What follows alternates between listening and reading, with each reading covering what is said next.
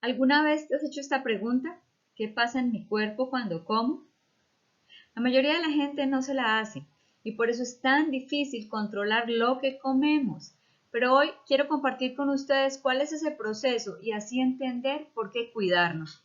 Hola, soy la doctora Sandra Toro, médica de la Universidad Pontificia Bolivariana con más de 25 años de experiencia.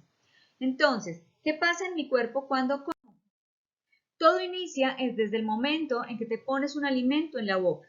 Allí, los dientes y las enzimas que tienen la saliva se encargan de iniciar el proceso de digestión. Por ello es tan importante masticar bien, hasta cuando el alimento sólido se convierta en líquido.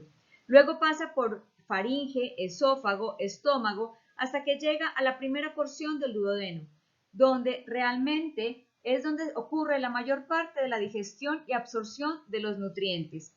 Allí realmente es la acción de las enzimas y los jugos gástricos donde se desdobla lo que comemos. Por ejemplo, la proteína se desdobla en aminoácidos, las grasas en ácidos grasos y glicerol, y los carbohidratos en azúcares simples como la glucosa.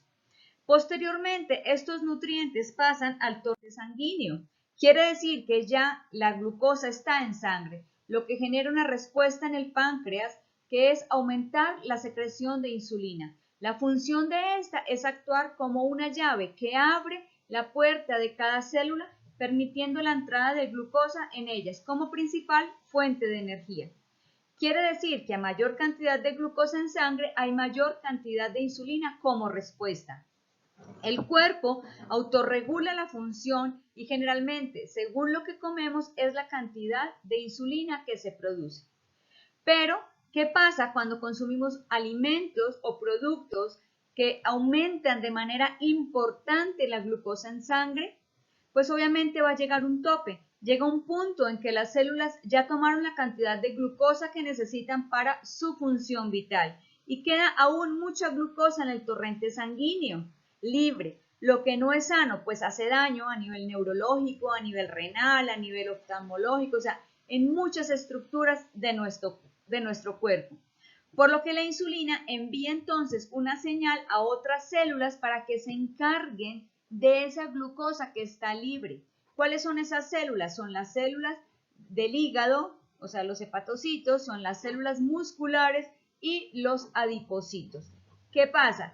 Pues que las células del hígado y las células de los músculos tienen una capacidad muy limitada para coger esa glucosa y la van a guardar como reservas. En cambio, los adipocitos tienen una capacidad inmensa de coger esa glucosa.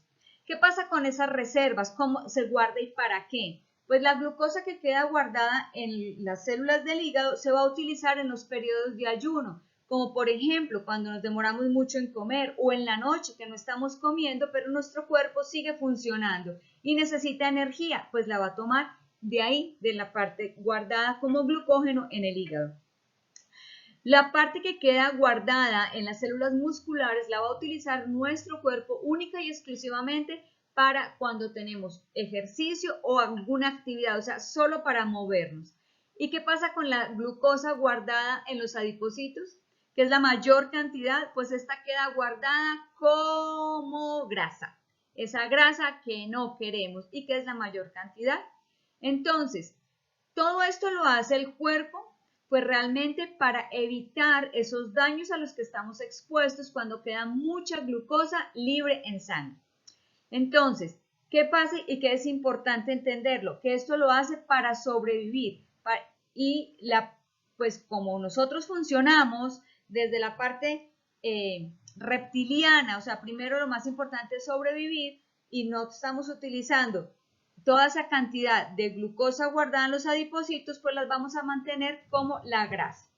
Entonces, ¿qué tenemos que tener en cuenta? Que hay algunos alimentos que aumentan más rápidamente el nivel de glucosa en sangre, como cuáles, como el almidón de maíz, como la harina de trigo refinada, como la miel, los dulces, las galletas, los helados, los ultraprocesados, el pan blanco, el azúcar, las pastas, la papa y los carbohidratos, todos los productos de panadería, los cereales azucarados y otros más.